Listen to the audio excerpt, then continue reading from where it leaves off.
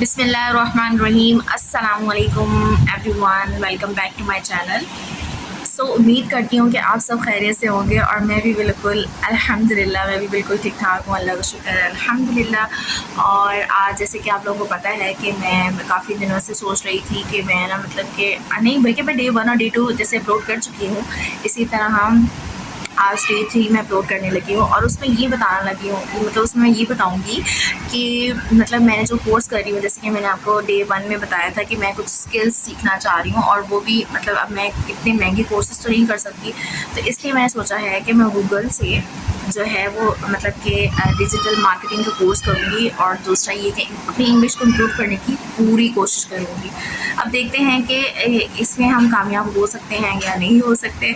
तो ये है अच्छा जो मैंने सोचा कि जो मैं सीख रही हूँ ये सब चीज़ें मैं आप लोगों के साथ भी शेयर करूँ कि उसमें क्या चीज़ें ऐसी हैं, क्योंकि आपको पता है कि जो गूगल पे जो सिखाया जा रहा है, जो लेसन नंबर 1 था वो प्योर इंग्लिश में है और काफ़ी लोग ऐसे हैं जिनको नहीं समझ में आता।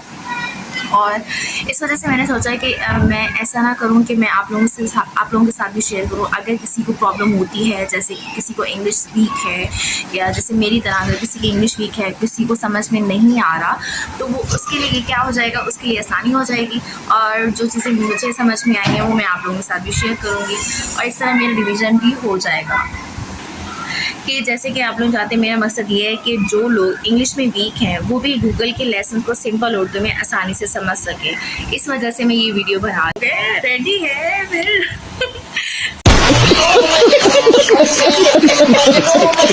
रेडी हो चुके होंगे, आई होप सो। तो फिर अभी जो है मैं आप लोगों को दिखाती हूँ कि मैंने किस तरह से मतलब कि डिजिटल मार्केटिंग सीखी हूँ। मैं मोबाइल से वीडियोस देखती हूँ और वीडियोस देखने के बाद उसको मतलब कि अपने पास लिखती भी हूँ, ठीक है, नोट डाउन करती हूँ जो भी डेफिनेशंस होती हैं। जैसे कि ये आप लोगों को स्टार्टिंग में नजर आई, ये सारा मैंने लिखा हुआ है, ये सारी चीज़ें जो मुझे समझ में आती हैं वो सारी मैं मतलब लिखती हूँ यहाँ पर और फिर उसके बाद जो है आज मैं आप लोगों के साथ शेयर करूँगी, ठीक है।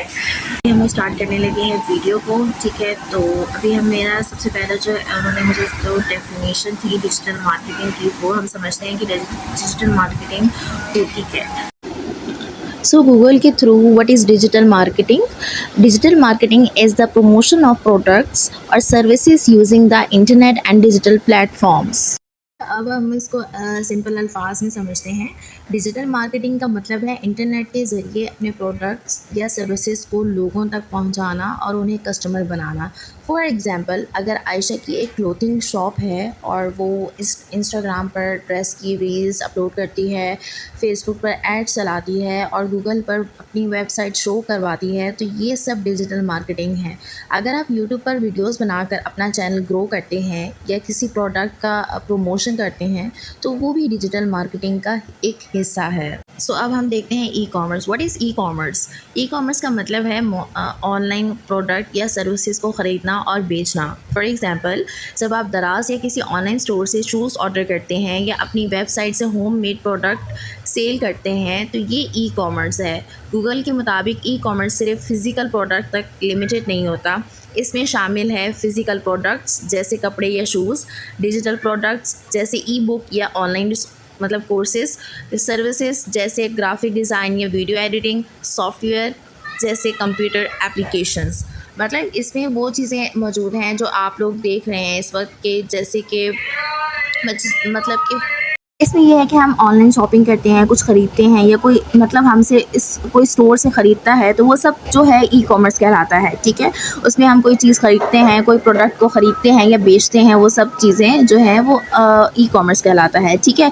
Advantages of E digital marketing वो हम आगे पढ़ेंगे। तो इसमें ये होता है कि अमेज़ॉन जो कि अभी आया था, अमेज़ॉन जो है दराज है, ये सब चीज़ें जो हैं ये जो सर्विसेज प्रोवाइड कर रहे हैं ये सब ई कॉमर्स ही कहलाता है, ठीक है।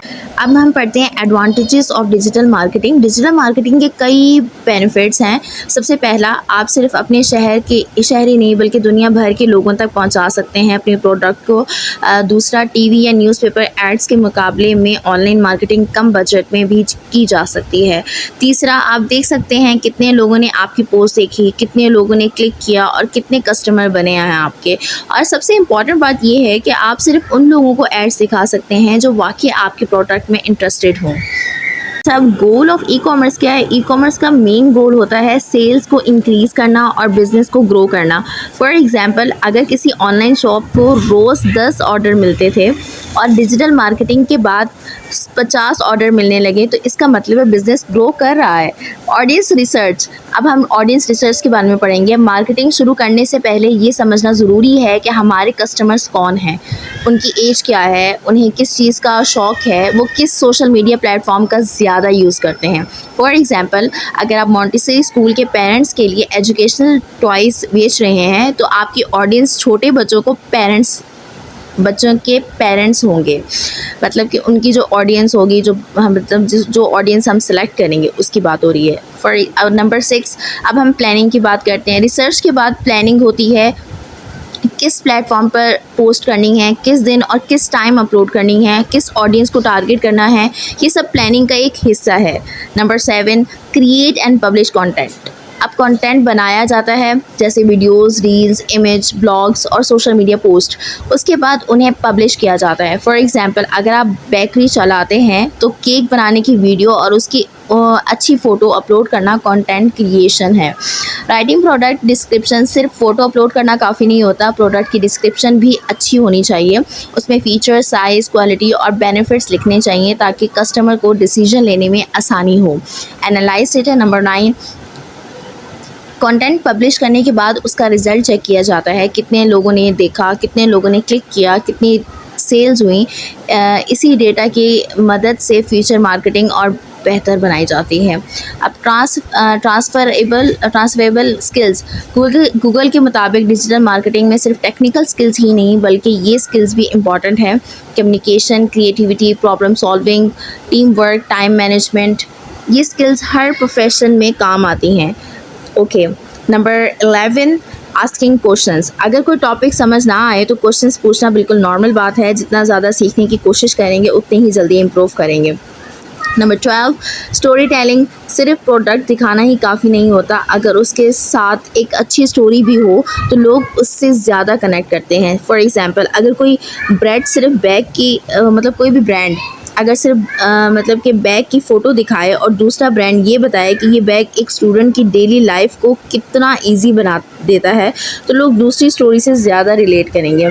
क्रिएटिविटी। डिजिटल मार्केटिंग में क्रिएटिविटी बहुत इंपॉर्टेंट है। यूनिक आइडियाज़, अच्छी एडिटिंग, अट्रैक्टिव थंबनेल्स और यूज़फुल कंटेंट ऑडियंस को पसंद आता है।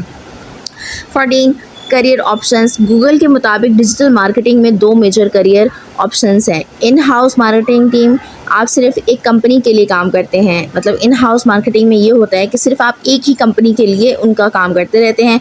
और एजेंसी। नंबर 2 है एजेंसी। अच्छा, एजेंसी में आप एक ही वक्त में कई क्लाइंट्स और इंडस्ट्रीज़ के साथ काम करते हैं, जिससे एक्सपीरियंस और स्किल्स दोनों तेज़ी से इम्प्रूव होते हैं। आज के लेसन से हमें ये समझ आया कि डिजिटल मार्केटिंग और ई कॉमर्स सिर्फ बिज़नेस के लिए ही नहीं बल्कि स्टूडेंट्स, फ्रीलांसर और कंटेंट क्रिएटर्स के लिए भी एक बहुत वैल्यूएबल स्किल्स हैं। अगर आप भी मेरे साथ इस लर्निंग जर्नी का हिस्सा बनना चाहते हैं तो मेरी नेक्स्ट वीडियो ज़रूर देखिए। मैं गूगल के हर लेसन को सिंपल उर्दू में एक्सप्लेन करूँगी। अगर वीडियो पसंद आए तो लाइक करें, शेयर करें, चैनल को सब्सक्राइब करें और मुझे सपोर्ट करें। अल्लाह हाफ़िज़।